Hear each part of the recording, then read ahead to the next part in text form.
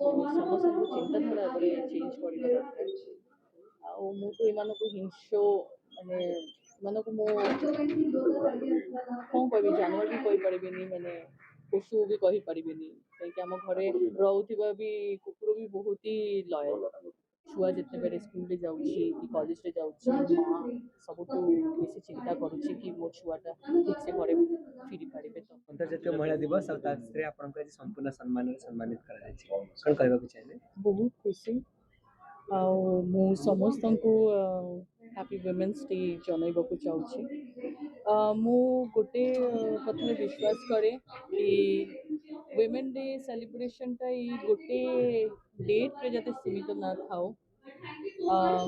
ସମସ୍ତେ ଯାতে ୱିମେନ୍କୁ ସେଲିବ୍ରେଟ୍ କରିବା କଥା କାହିଁକି ନା ପ୍ରତ୍ୟେକ ୱିମେନ୍ ସେ ଆମର ମା ହଉ ଆମର ଝିଅ ହଉ ସମସ୍ତଙ୍କୁ ସମ୍ମାନ ଦେବା କଥା, ଭଲ ପାଇବା ଦେବା କଥା। ତ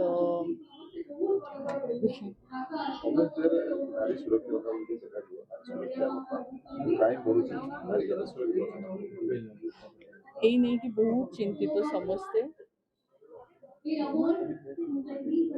ଗଭର୍ଣ୍ଣମେଣ୍ଟକୁ ଅନୁରୋଧ କରିବି କି ସେଇ ବିଷୟରେ ଚିନ୍ତା କରିବାକୁ କି କେମିତି ଭାବେ ୱିମେନ୍ର ପ୍ରୋଟେକ୍ସନ୍ ଆଜିକା ଡେଟ୍ରେ ଗୋଟେ ଛୋଟ ଛୁଆ ଯେତେବେଳେ ସ୍କୁଲରେ ଯାଉଛି କି କଲେଜରେ ଯାଉଛି ମା ସବୁଠୁ ବେଶୀ ଚିନ୍ତା କରୁଛି କି ମୋ ଛୁଆଟା ଠିକ୍ସେ ଘରେ ଫେରି ପାରିବେ। ତ ସେଥିପାଇଁ ପ୍ରଶାସନକୁ ଅନୁରୋଧ କରିବି କି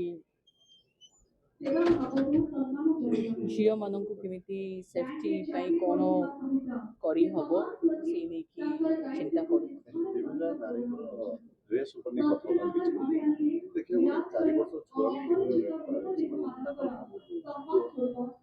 ଚିନ୍ତାଧାରାରେ ରେପ୍ ହୁଏ, ଡ୍ରେସ୍ ପିନ୍ଧିବାର କଥା ନୁହେଁ। ଯେଉଁଟା ଆପଣ କହିଲେ କି ଗୋଟେ ଛୋଟ ଯେ ଛୁଆଟେ ଯାହାର ମାସେ ବି ଏଜ୍ ହେଇଛି ସେ ବି ରେପ୍ ହେଇଯାଉଛି। ସମସ୍ତଙ୍କ ଚିନ୍ତାଧାରା ଉପରେ ଚେଞ୍ଜ କରିବା ଦରକାର। ଆଉ ମୁଁ ତ ଏମାନଙ୍କୁ ହିଂସ ମାନେ ଏମାନଙ୍କୁ ମୁଁ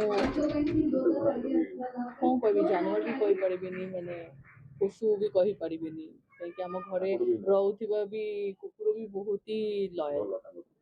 ରାଇଟ୍, ସେଥିପାଇଁ ଚିନ୍ତାଧାରାକୁ ଆଗେ ବଦଳାଇବା ଦରକାର। Thank you so much.